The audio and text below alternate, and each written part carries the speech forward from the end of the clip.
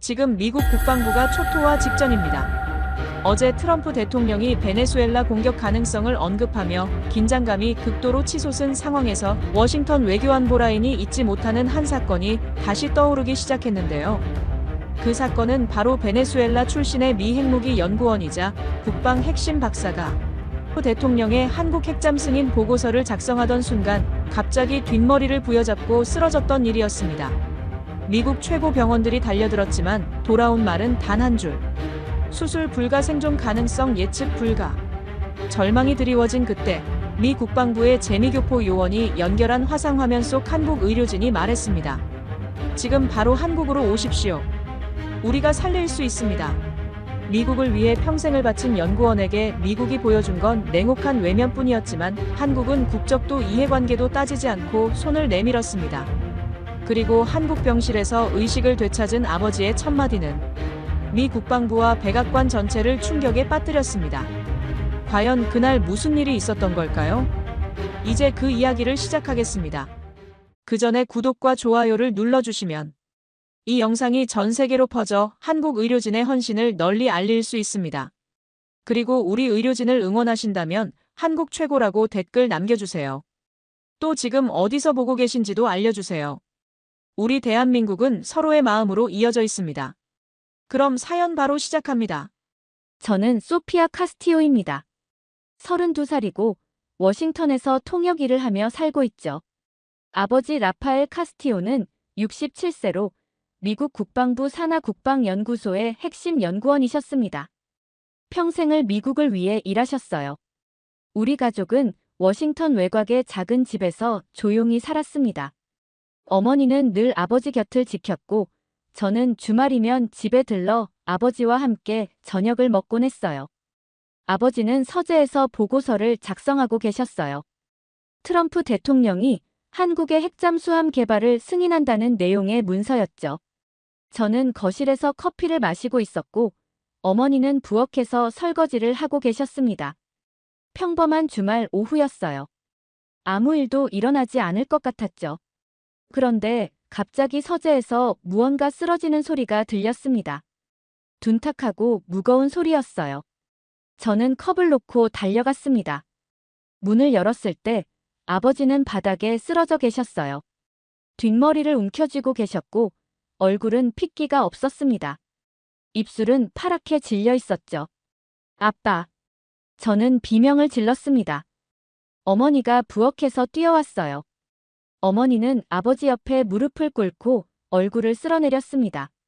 손이 떨리고 있었어요. 저는 바로 구급차를 불렀습니다. 전화기를 든 손이 덜덜 떨렸죠. 목소리가 나오지 않았어요. 구급차는 15분 만에 도착했습니다. 하지만 그 15분이 평생처럼 느껴졌어요. 저는 아버지 손을 잡고 있었습니다. 손이 점점 차가워지는 게 느껴졌어요.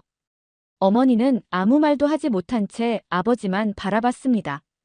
눈물이 볼을 타고 흘러내렸죠. 병원 응급실에서 의사는 우리를 작은 상담실로 불렀습니다. 형광등 불빛이 너무 밝았어요. 의사는 서류를 펼쳐놓고 말했습니다. 목소리는 차갑고 기계적이었죠. 환자분은 급성 뇌병변과 희귀 뇌혈관염이 동시에 발생했습니다. 매우 복합적인 상태예요. 미국에서는 이런 케이스에 대한 수술 승인이 나지 않습니다. 법적으로도 기술적으로도 불가능해요. 저는 귀를 의심했습니다. 불가능하다니요. 아버지는 평생 이 나라를 위해 일했습니다. 국방부 연구원으로 30년 넘게 일했어요. 그런데 치료조차 받을 수 없다는 말인가요? 그럼 아버지는 어떻게 되는 건가요? 제 목소리는 떨렸습니다. 의사는 잠시 침묵했어요. 그리고 천천히 말했습니다. 생존 가능성 자체를 예측하기 어렵습니다. 지금 상태로는 48시간 안에 뇌사 상태로 진행될 수 있어요.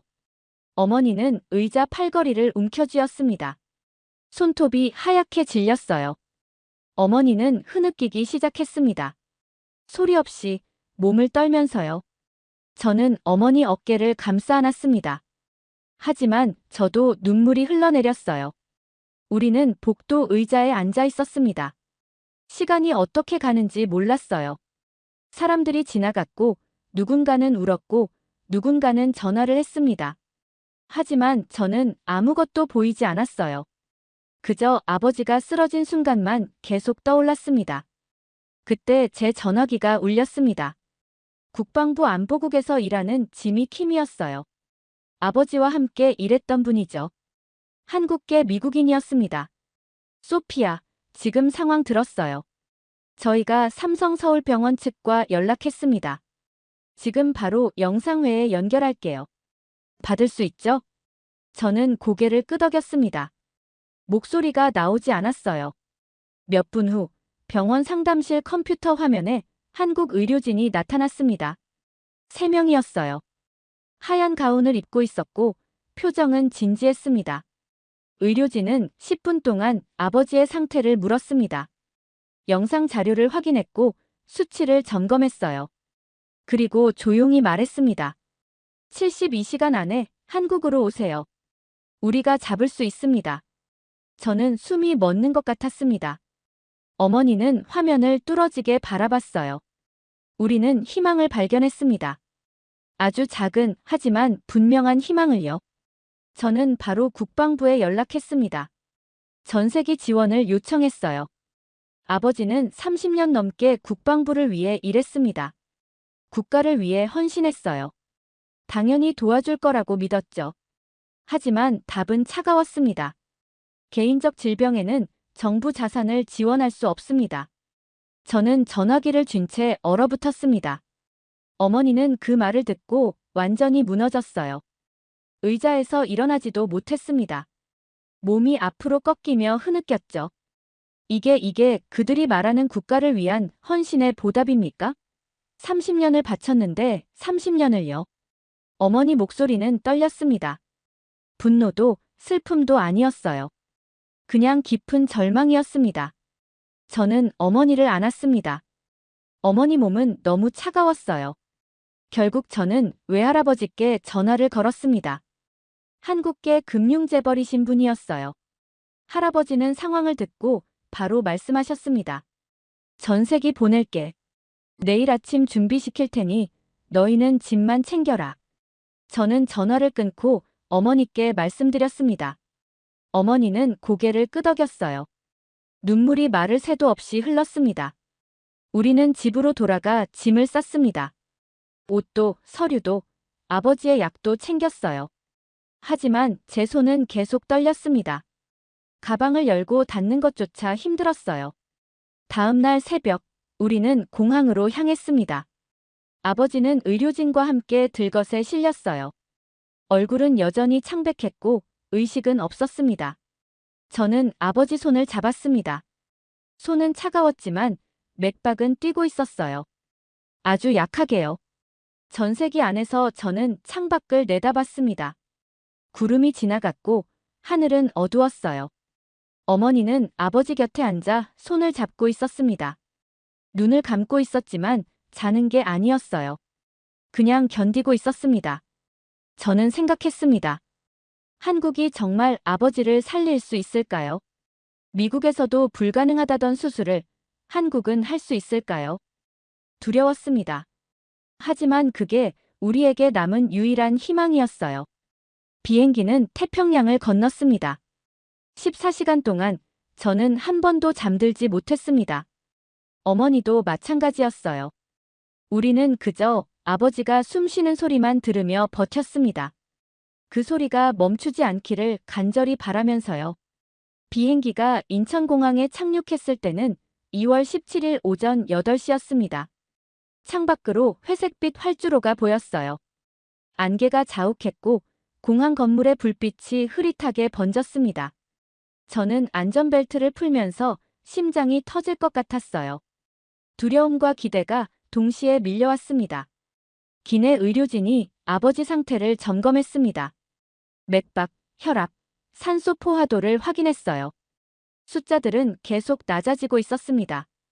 의료진은 서로 눈빛을 주고받았어요. 말은 하지 않았지만 저는 알 수 있었습니다. 시간이 별로 없다는 걸요. 비행기 문이 열렸습니다. 차가운 공기가 밀려 들어왔어요.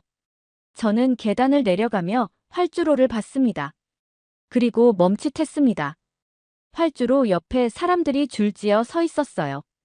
하얀 가운을 입은 의료진, 형광조끼를 입은 공항 직원들, 그리고 경찰차 4대가 경광등을 켠 채 대기하고 있었습니다.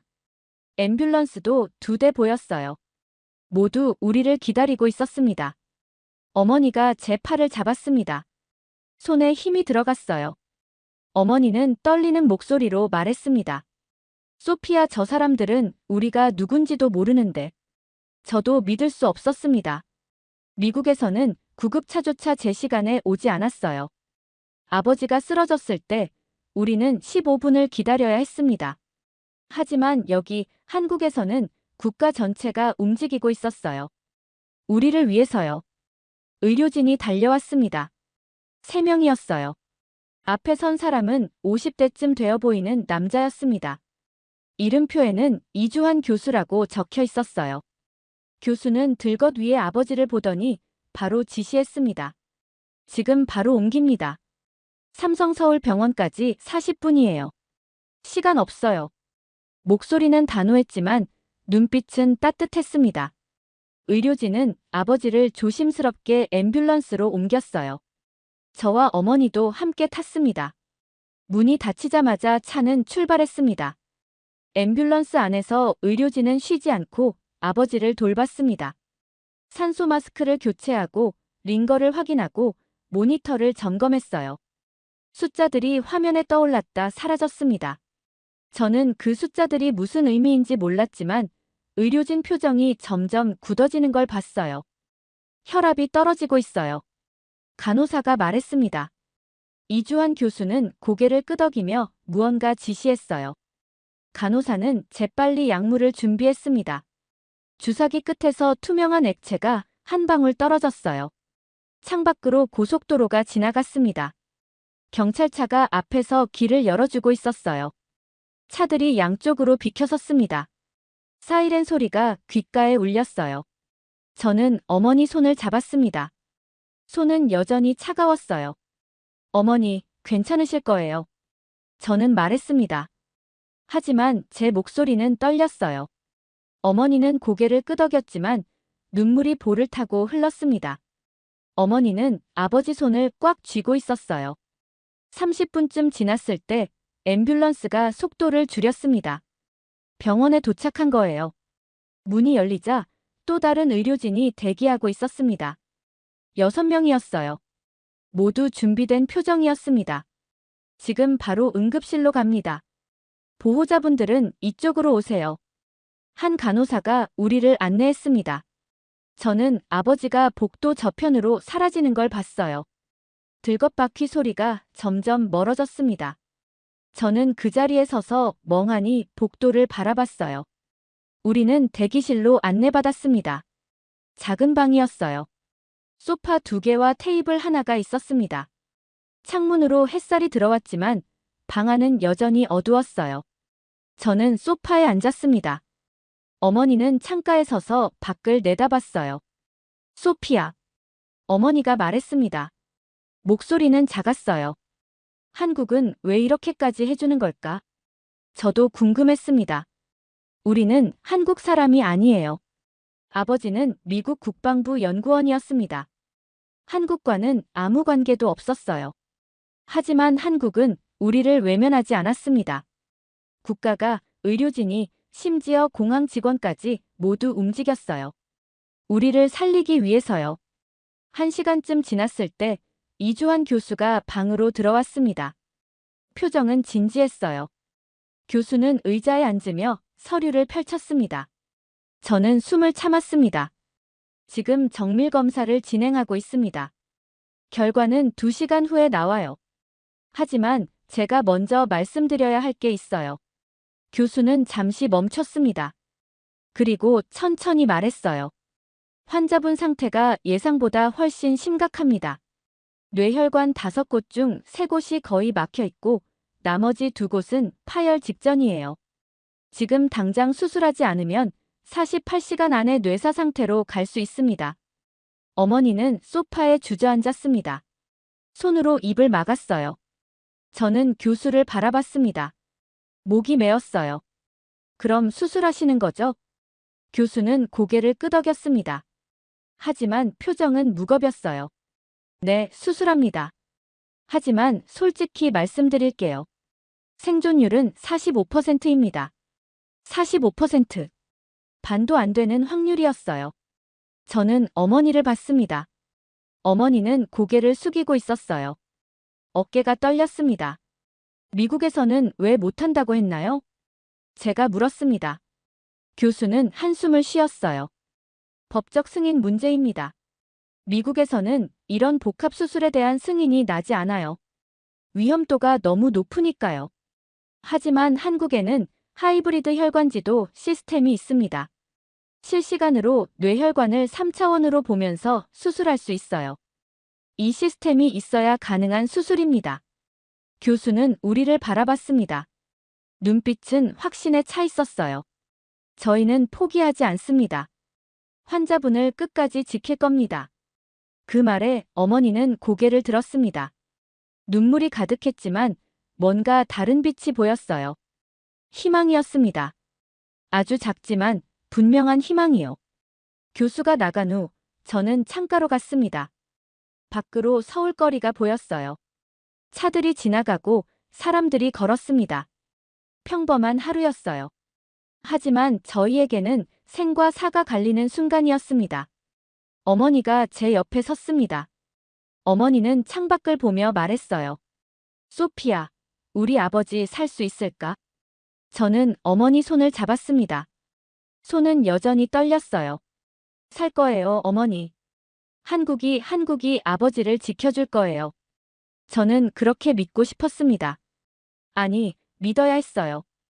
그게 우리에게 남은 전부였으니까요.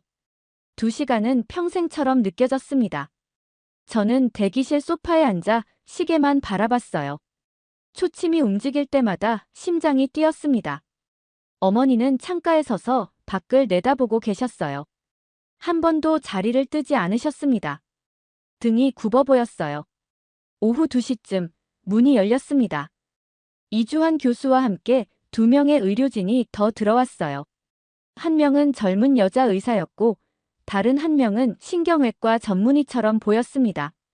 세 사람 모두 표정이 무거웠어요. 교수는 테이블에 엑스레이 사진과 서류를 펼쳤습니다.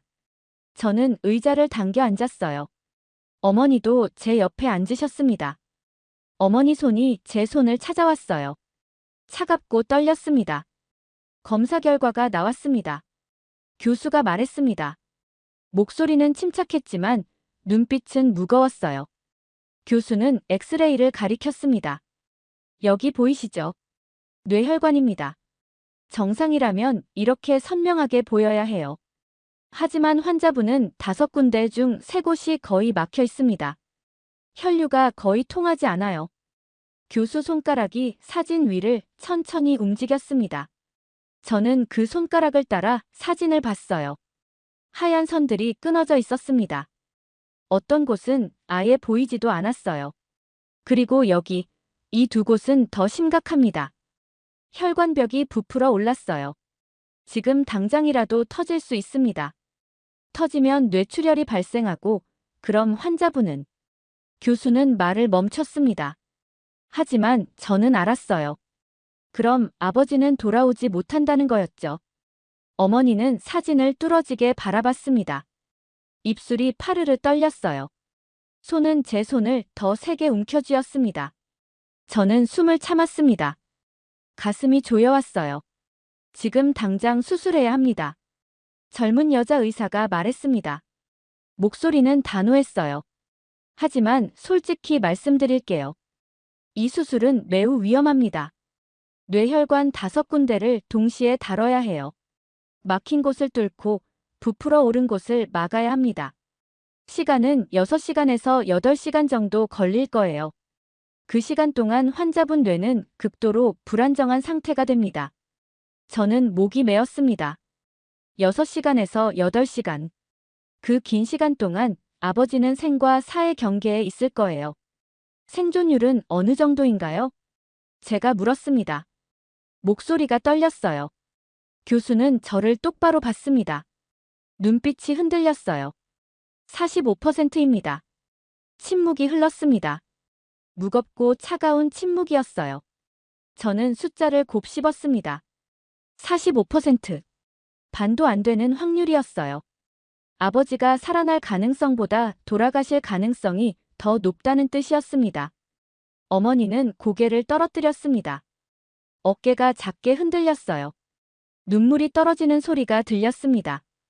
바닥에 작은 점이 생겼어요. 하지만 교수가 다시 말했습니다. 저는 고개를 들었어요. 수술하지 않으면 생존율은 0%입니다. 48시간 안에 뇌사 상태로 갈 거예요. 그리고 그 후엔 돌이킬 수 없습니다. 교수 목소리는 무거웠지만 확신에 차 있었어요. 저는 교수 눈을 봤습니다. 그 눈에는 포기가 없었어요. 미국에서는 왜 이 수술을 못한다고 했나요? 저는 다시 물었습니다. 이해할 수가 없었어요. 미국은 세계 최고의 의료 기술을 가진 나라예요. 그런데 왜 한국에서는 가능한 수술을 미국에서는 못한다는 걸까요? 법적 문제입니다. 신경외과 전문의가 말했습니다. 목소리는 차분했어요. 미국에서는 이런 고위험 수술에 대한 승인 절차가 매우 까다롭습니다. 환자 상태, 수술 성공률, 법적 책임 문제 등을 모두 검토해야 해요. 그 과정만 몇 주가 걸립니다. 하지만 환자분은 48시간밖에 없어요. 전문의는 잠시 멈췄습니다. 그리고 덧붙였어요. 게다가 이 수술은 하이브리드 혈관지도 시스템이 있어야 가능합니다. 실시간으로 뇌혈관을 3차원 영상으로 보면서 수술해야 하거든요. 이 시스템은 한국에만 있습니다. 미국에는 아직 도입되지 않았어요. 저는 입술을 깨물었습니다. 아버지는 평생 미국을 위해 일했어요. 30년 넘게 국방부 연구원으로 헌신했습니다. 하지만 정작 아버지가 살아야 할 순간에 미국은 아무것도 해주지 않았어요. 법적 문제, 승인 절차, 시스템 부재. 그게 이유였습니다.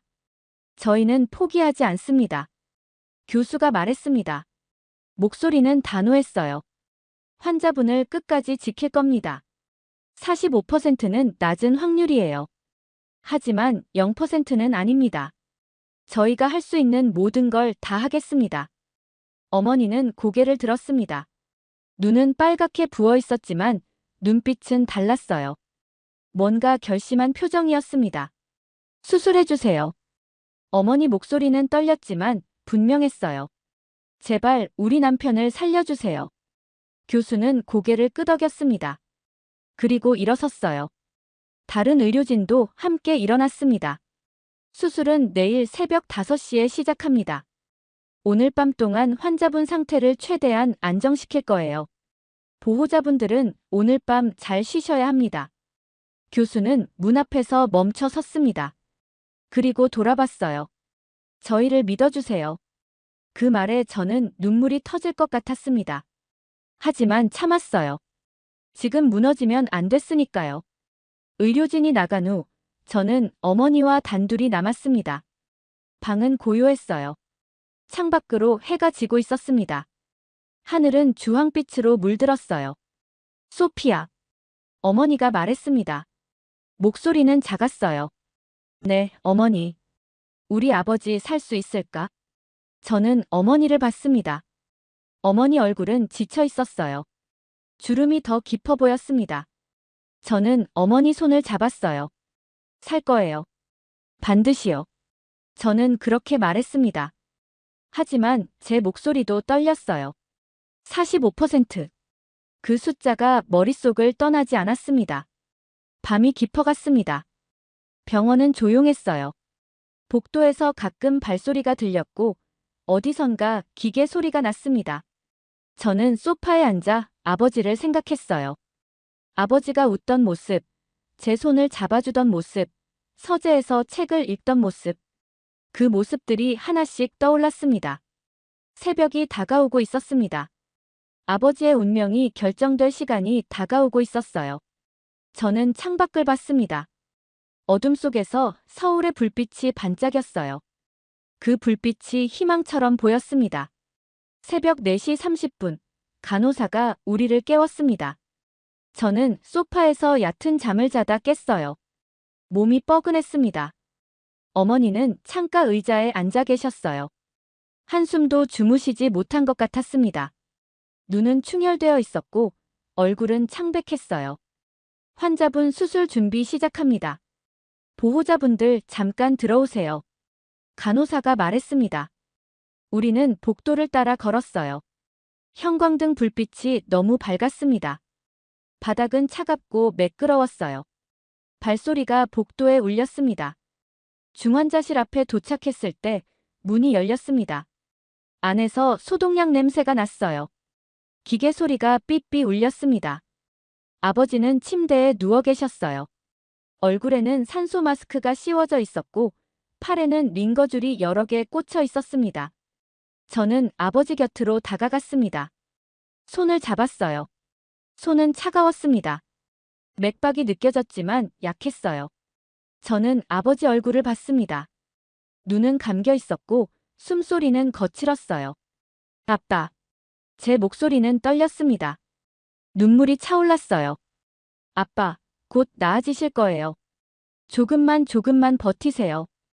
아버지는 대답하지 않았습니다. 그저 조용히 숨만 쉬고 계셨어요. 저는 아버지 손을 두 손으로 감쌌습니다. 따뜻하게 해주고 싶었어요. 어머니가 반대편에 섰습니다.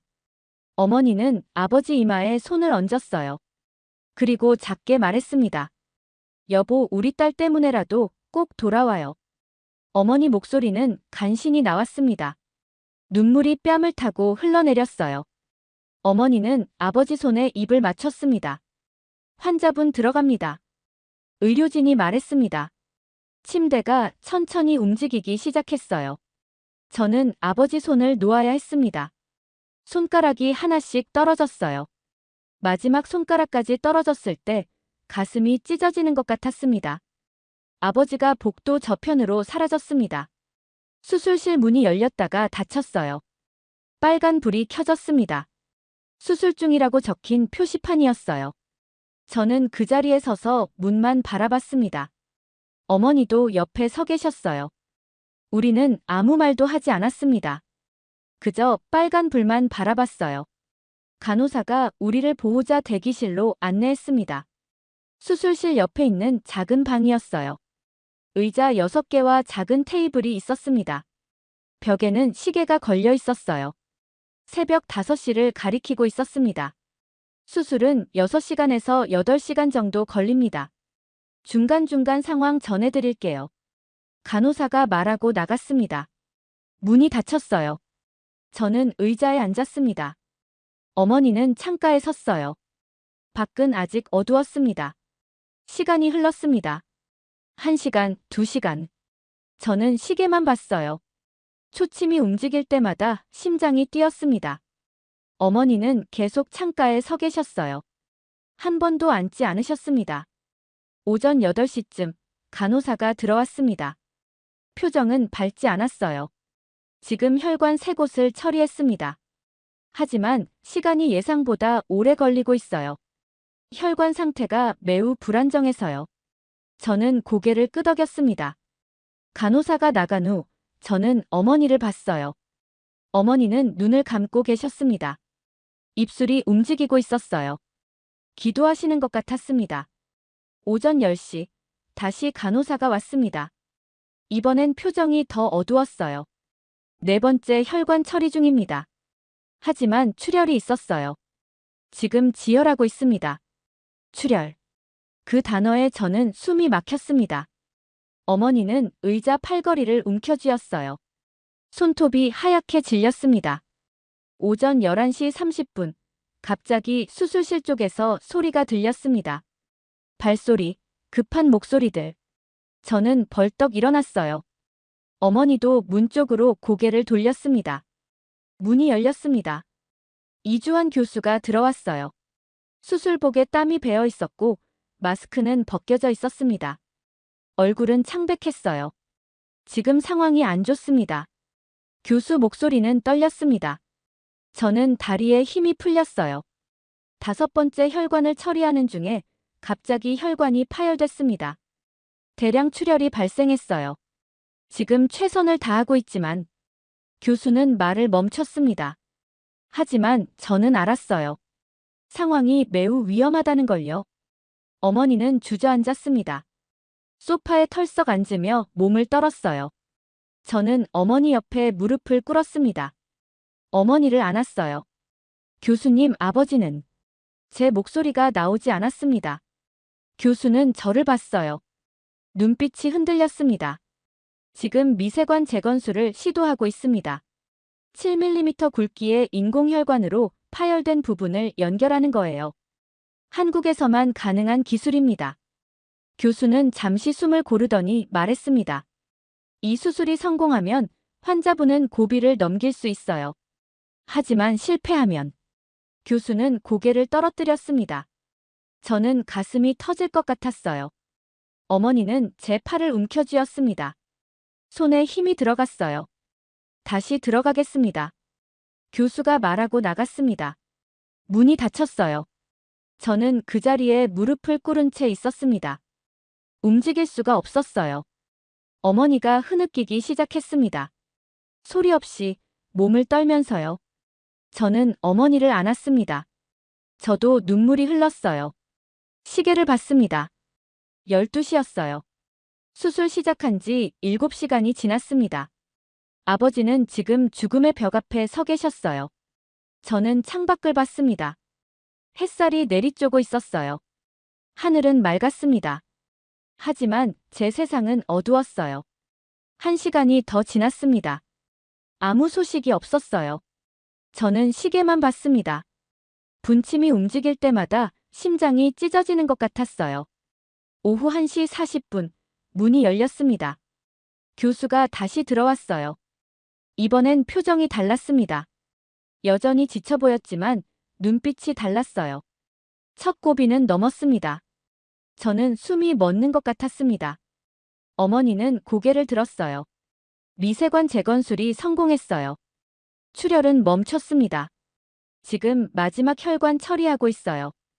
교수 목소리는 여전히 무거웠지만 희망이 있었습니다. 저는 눈물이 쏟아졌어요. 어머니는 두 손으로 얼굴을 가렸습니다. 하지만 아직 안심할 수 없습니다. 수술 끝나고 24시간이 중요해요. 그때까지 환자분이 버텨야 합니다. 교수는 우리를 보며 말했습니다. 조금만 더 기다려주세요. 교수가 나간 후 저는 어머니와 껴안았습니다. 우리는 한참을 울었어요. 안도의 눈물이었습니다. 첫 번째 죽음의 벽을 넘었습니다.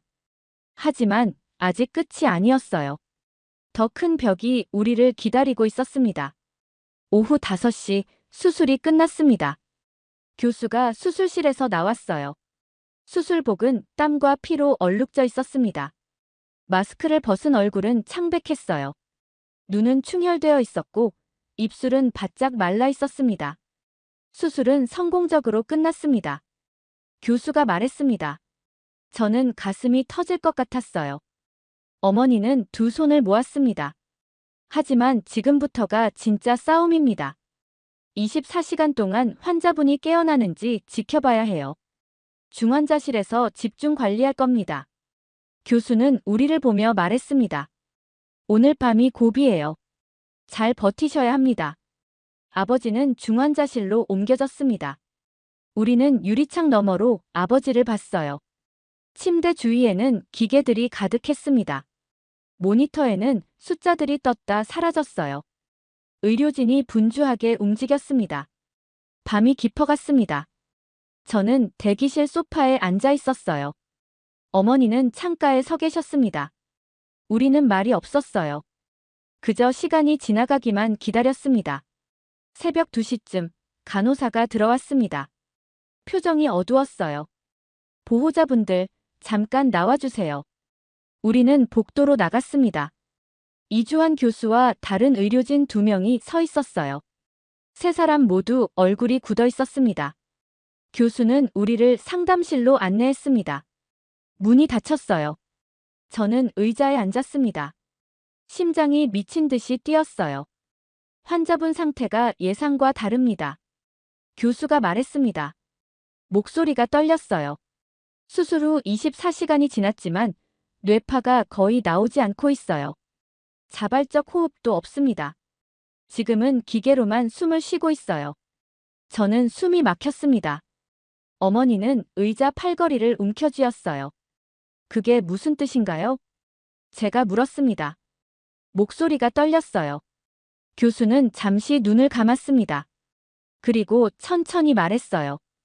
현재 예후가 매우 좋지 않습니다.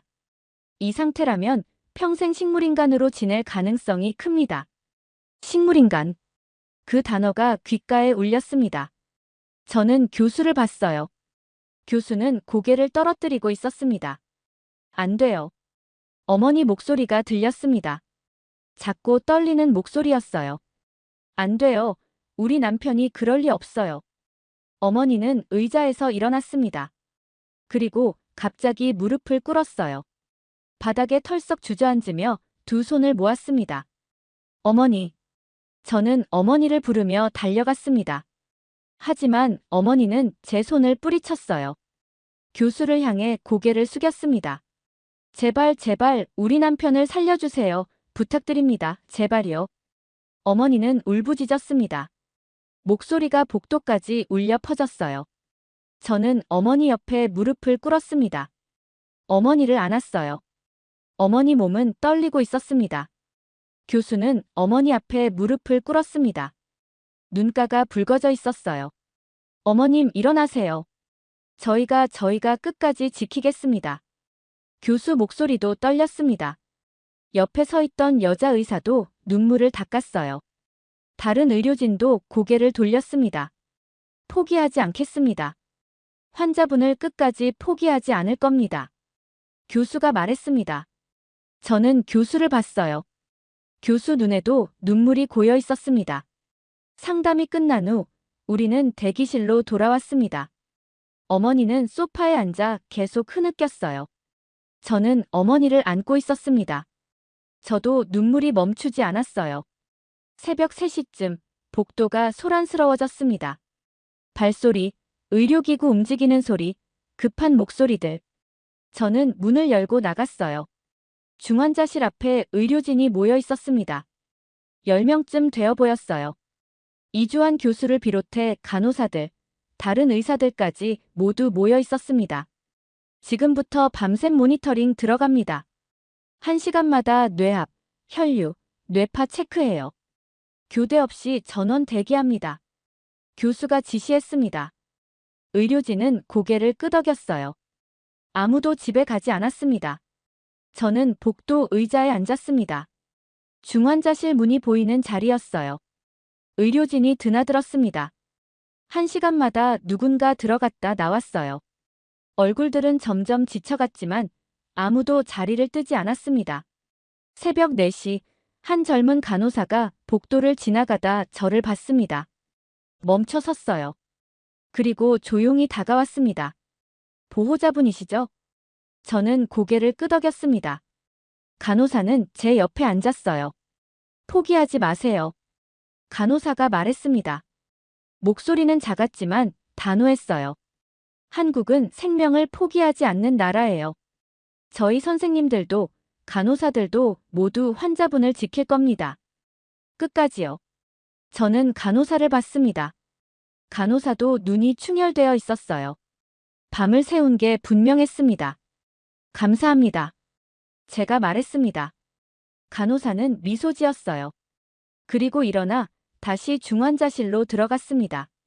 새벽 5시쯤 갑자기 병원 밖이 시끄러워졌습니다. 저는 창가로 갔어요.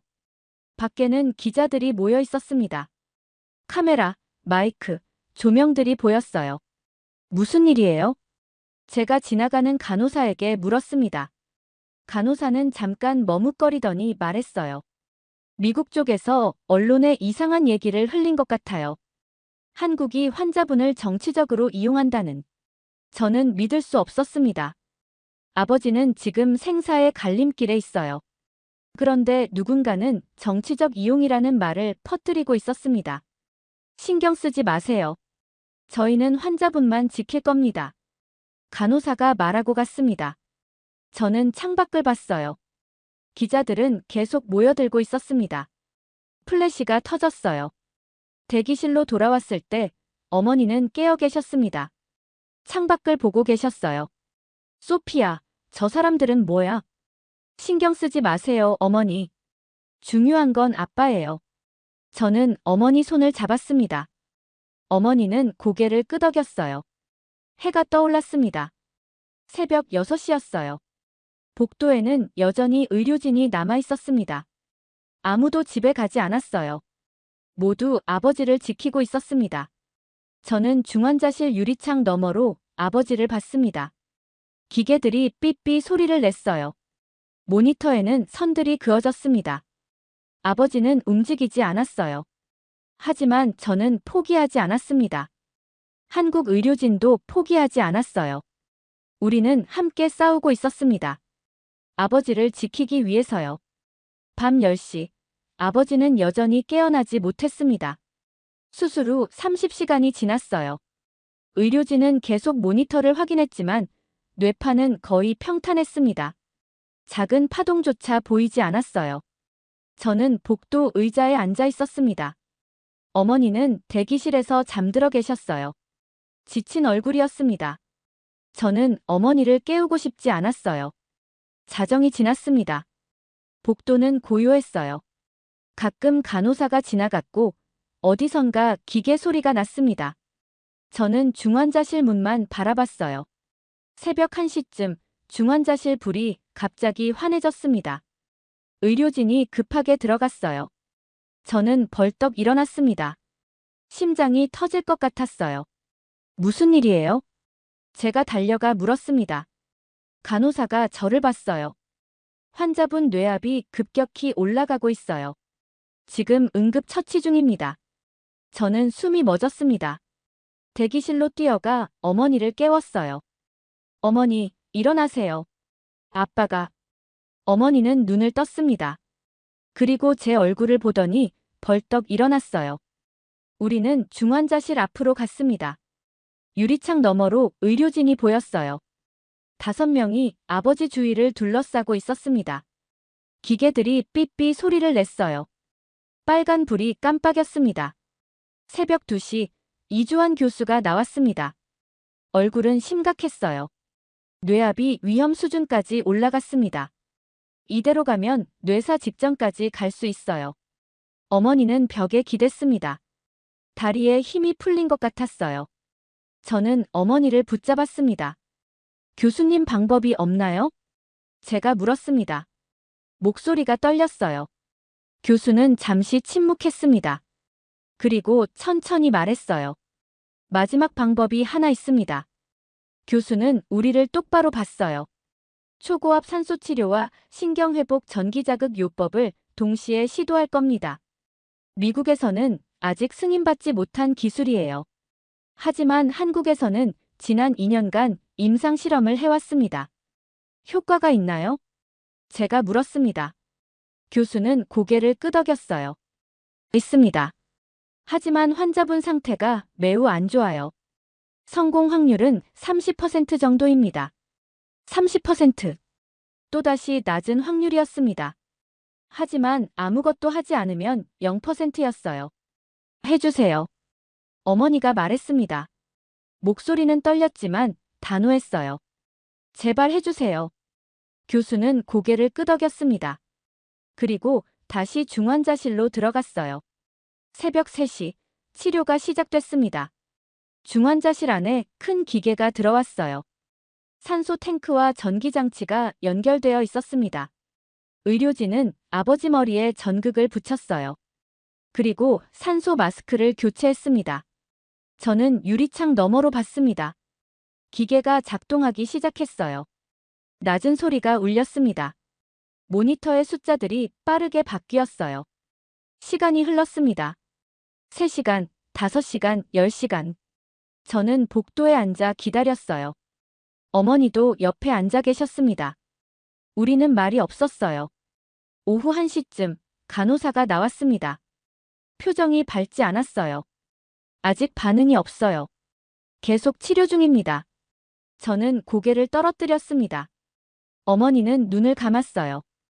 오후 5시, 6시, 7시. 해가 지고 어둠이 찾아왔습니다. 저는 창밖을 봤어요. 서울의 불빛이 하나둘 켜졌습니다. 밤 10시쯤 저는 복도 의자에서 졸고 있었습니다. 그때 갑자기 중환자실 문이 열렸어요. 간호사가 뛰어나왔습니다. 보호자분. 저는 벌떡 일어났습니다. 어머니도 깼어요. 뇌파가 나타났어요. 저는 귀를 의심했습니다. 간호사는 웃고 있었어요. 아주 작지만 분명한 뇌파예요. 환자분이 반응하고 있어요. 저는 어머니를 봤습니다. 어머니도 저를 봤어요. 우리는 동시에 일어나 중환자실로 달려갔습니다. 유리창 너머로 모니터가 보였어요. 평탄했던 선에 작은 파동이 생겼습니다. 위아래로 움직이는 작은 선이었어요. 하지만 분명히 있었습니다. 이주환 교수가 나왔습니다. 눈이 붉어져 있었어요. 하지만 웃고 있었습니다. 아버님이 돌아오고 있습니다. 그 말에 저는 주저앉았습니다. 복도 바닥에 무릎을 꿇었어요. 눈물이 쏟아졌습니다. 어머니는 두 손으로 얼굴을 가렸어요. 어깨가 흔들렸습니다. 교수는 우리 옆에 쪼그리고 앉았습니다. 아직 안심할 순 없어요. 하지만 희망이 생겼습니다. 환자분 뇌가 반응하고 있어요. 치료를 계속하겠습니다. 저는 고개를 끄덕였습니다. 눈물 때문에 교수 얼굴이 흐릿했어요. 밤 11시, 의료진은 치료를 계속했습니다. 아무도 자리를 뜨지 않았어요. 간호사들이 교대로 아버지를 지켰습니다. 교수도 중환자실을 떠나지 않았어요. 자정이 지났습니다. 뇌파는 점점 강해졌어요. 선이 더 크게 움직였습니다. 저는 모니터만 봤어요. 그 작은 선이 생명처럼 느껴졌습니다. 새벽 2시, 갑자기 모니터에서 소리가 났습니다. 저는 유리창에 얼굴을 붙였어요. 아버지의 손가락이 움직였습니다. 아주 작게, 하지만 분명히 움직였어요. 어머니, 아빠가 움직였어요. 저는 소리쳤습니다. 어머니가 달려왔어요. 우리는 유리창에 얼굴을 붙이고 아버지를 봤습니다. 의료진도 알아차렸습니다. 간호사가 아버지 손을 잡았어요. 그리고 말했습니다. 환자분, 들리시면 손가락 움직여 보세요. 몇 초가 지났습니다. 그리고 아버지 손가락이 다시 움직였어요. 한 번, 두 번. 중환자실 안에서 의료진이 환호했습니다. 간호사들이 서로를 껴안았어요. 교수는 고개를 떨어뜨리고 눈을 감았습니다. 어깨가 떨렸어요. 저는 유리창에 이마를 댔습니다. 눈물이 흘러내렸어요. 어머니는 제 손을 꽉 잡았습니다. 살았어, 우리 남편이 살았어. 어머니가 속삭였습니다. 목소리는 떨렸어요. 새벽 3시, 교수가 나왔습니다. 얼굴엔 눈물 자국이 있었어요. 환자분 의식이 돌아오고 있습니다. 천천히, 하지만 확실하게요. 초고압 산소 치료가 효과를 봤어요. 교수는 우리를 봤습니다. 기적입니다. 정말 기적이에요. 저는 교수에게 고개를 숙였습니다. 어머니도 고개를 숙였어요. 감사합니다. 정말 감사합니다. 어머니 목소리는 떨렸습니다. 교수는 고개를 저었어요. 저희가 할 일을 했을 뿐입니다. 환자분이 끝까지 버텨주셨어요. 해가 떠올랐습니다. 창밖으로 햇살이 들어왔어요. 따뜻한 빛이었습니다. 저는 그 빛을 보며 생각했어요. 아버지가 돌아오고 있다고. 한국이 아버지를 지켜냈다고. 두 번째 기적이었습니다. 오전 10시, 아버지가 눈을 떴습니다. 저는 중환자실 유리창 앞에 서 있었어요. 어머니는 제 옆에 계셨습니다. 우리는 아버지를 보고 있었죠. 그때 아버지의 눈꺼풀이 떨렸어요. 천천히, 아주 천천히 눈이 떠졌습니다. 어머니.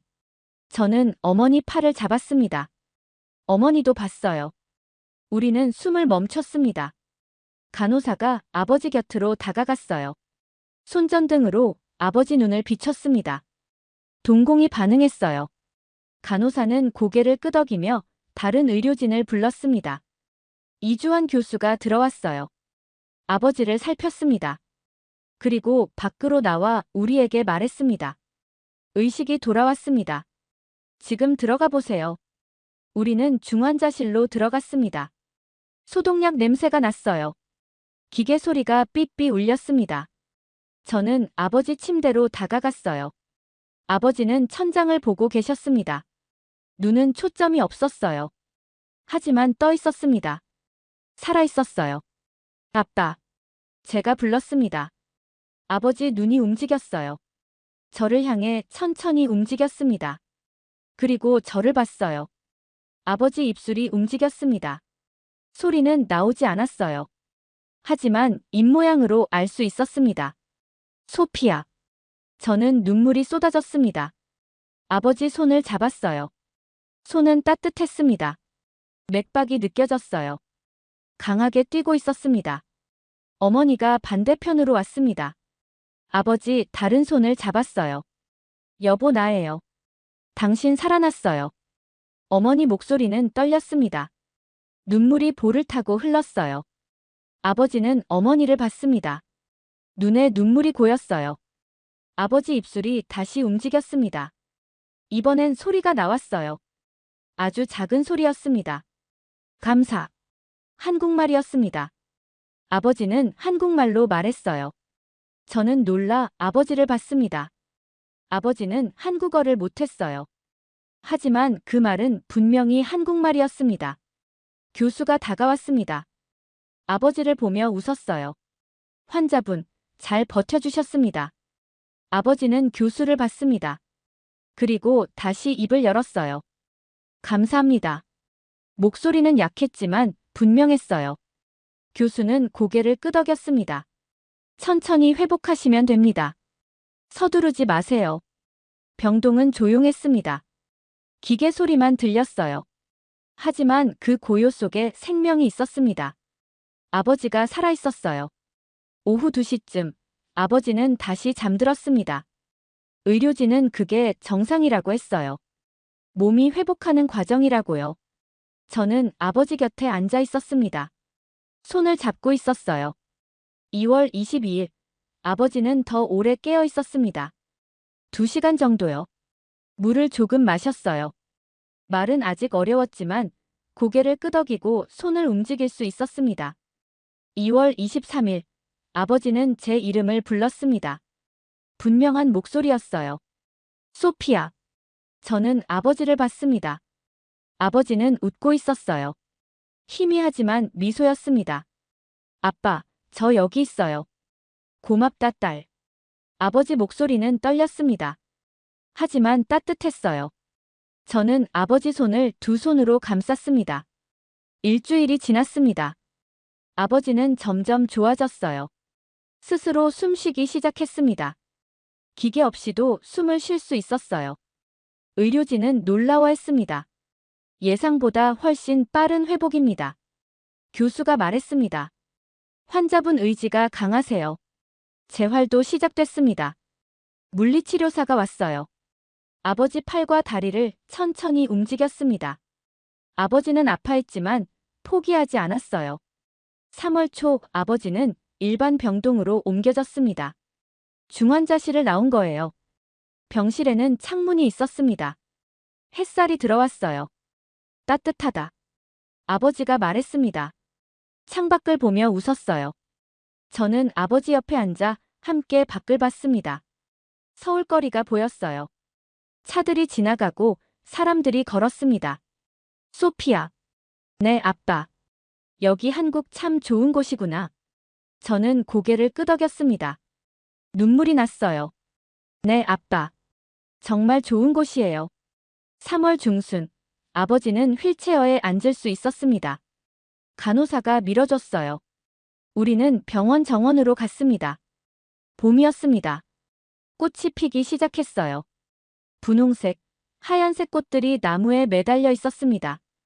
바람이 불면 꽃잎이 떨어졌어요. 벚꽃이에요. 제가 말했습니다. 아버지는 고개를 들어 나무를 봤어요. 아름답구나. 우리는 한참을 정원에 있었습니다. 아버지는 꽃을 보고 하늘을 보고 사람들을 봤어요. 살아있다는 게 느껴지는 표정이었습니다. 어느 날 이주환 교수가 병실로 왔습니다. 손에 서류를 들고 있었어요. 환자분, 좋은 소식입니다. 교수는 웃고 있었어요. 재활이 예상보다 훨씬 잘 되고 있어요. 이 속도면 다음 달엔 걸을 수도 있을 겁니다. 아버지는 눈을 크게 떴습니다. 저도 놀랐어요. 처음엔 평생 식물인간이라고 했어요. 하지만 이제 걸을 수도 있다니요. 교수님 정말 감사합니다. 아버지가 말했습니다. 한국말이었어요.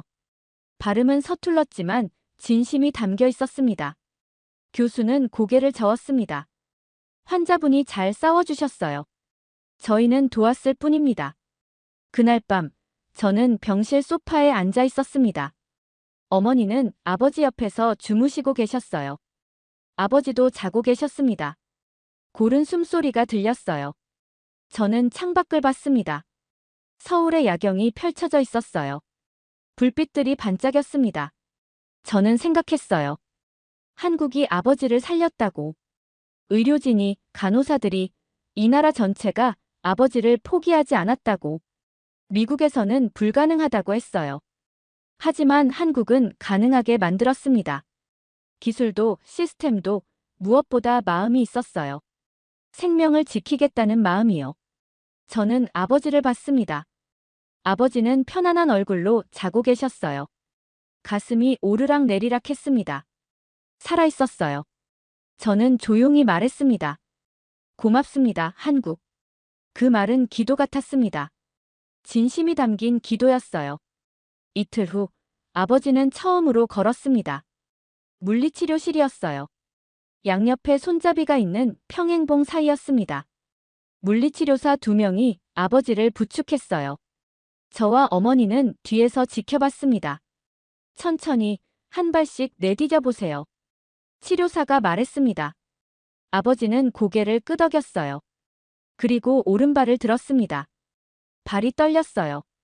무릎이 굽었습니다. 하지만 아버지는 내디뎠어요. 한 걸음이었습니다. 작지만 분명한 한 걸음이요. 어머니가 제 손을 잡았습니다. 손이 떨렸어요. 저도 숨을 참았습니다. 아버지는 2번째 발을 내디뎠습니다. 그리고 3번째, 4번째. 천천히, 하지만 확실하게 걸었어요. 평행봉 끝에 도착했을 때 아버지는 고개를 들었습니다. 우리를 봤어요. 그리고 웃었습니다. 걸었다. 아버지 목소리는 떨렸습니다. 눈에 눈물이 고였어요. 저는 달려가 아버지를 안았습니다.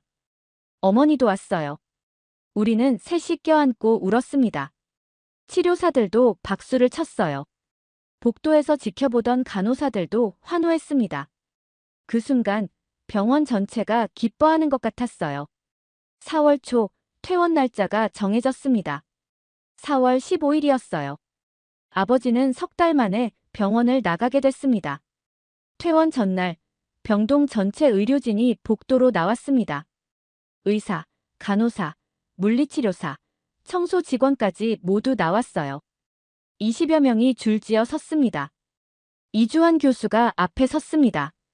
손에 꽃다발을 들고 있었어요. 환자분, 정말 수고 많으셨습니다. 교수가 말했습니다. 목소리는 따뜻했어요. 처음 오셨을 때 솔직히 저희도 확신이 없었어요. 하지만 환자분이 포기하지 않으셨습니다. 그래서 기적이 일어났어요. 아버지는 휠체어에 앉아 있었습니다. 고개를 숙였어요. 어깨가 떨렸습니다.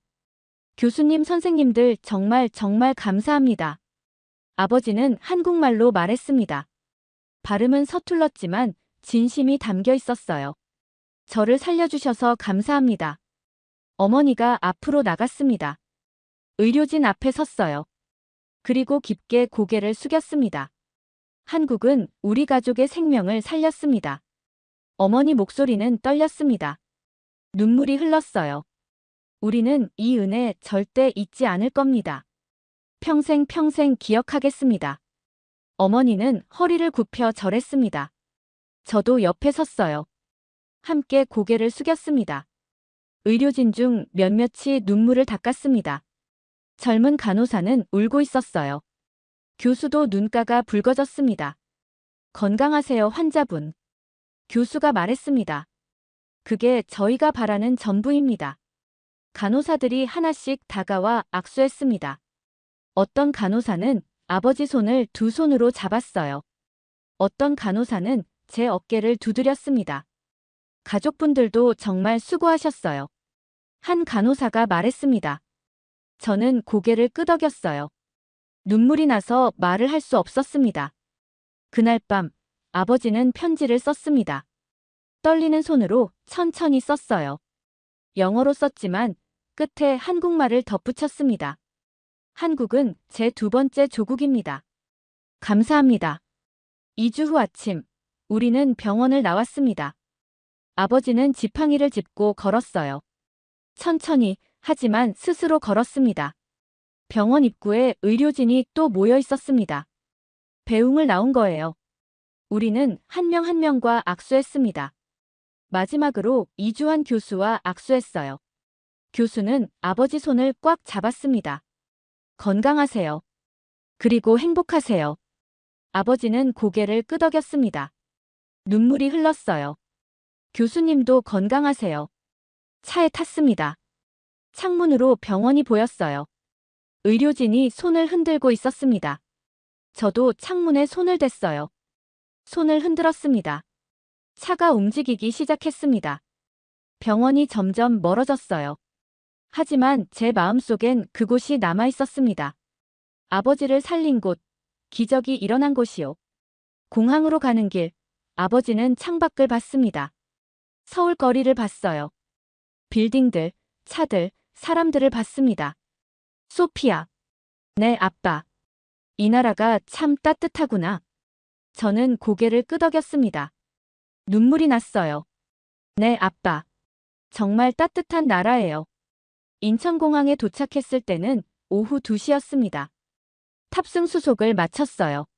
출국장으로 가기 전 우리는 잠시 멈춰 섰습니다. 아버지는 뒤를 돌아봤어요. 공항 너머로 서울이 있었습니다. 보이지는 않았지만 거기 있었어요. 고맙습니다, 대한민국. 아버지가 작게 말했습니다. 어머니도 고개를 숙였어요. 저도 함께 고개를 숙였습니다. 우리는 출국장을 통과했습니다. 비행기에 올랐어요. 좌석에 앉아 창밖을 봤습니다. 활주로가 보였어요. 비행기가 움직이기 시작했습니다. 속도가 빨라졌어요. 그리고 땅에서 떠올랐습니다. 저는 창밖을 내다봤습니다. 인천이 보였고 서울이 보였어요. 점점 작아졌습니다. 구름이 가렸어요. 하지만 제 마음속엔 한국이 남아 있었습니다. 선명하고 따뜻하게 남아 있었어요. 아버지는 제 손을 잡았습니다. 손은 따뜻했어요. 살아있는 온기였습니다. 소피아, 우리 다시 올 거다. 한국에. 내 아빠. 꼭 다시 올 거예요. 비행기는 태평양을 건넜습니다. 하지만 우리 마음은 여전히 한국에 있었어요. 아버지를 살린 나라, 생명을 포기하지 않은 나라, 우리를 가족처럼 대해준 나라에 있었습니다. 석 달 후, 아버지는 미국 국방부에 복귀했습니다. 하지만 달라진 게 있었어요. 아버지는 한국과의 협력 프로젝트를 제안했습니다. 의료기술 교류, 연구원 교환 프로그램을요. 한국은 나를 살렸어. 이제 내가 한국을 도울 차례야. 아버지가 말했습니다. 1년 후, 아버지는 다시 한국을 방문했습니다. 이번엔 건강한 모습으로요. 삼성서울병원을 찾아갔어요. 이주환 교수를 만났습니다. 교수님, 저 이렇게 건강해졌습니다. 아버지는 웃으며 말했습니다. 교수도 웃었어요. 보기 좋습니다, 환자분. 저도 함께 갔었어요. 병원은 변함없었습니다. 복도, 중환자실, 병실. 모든 게 그대로였어요.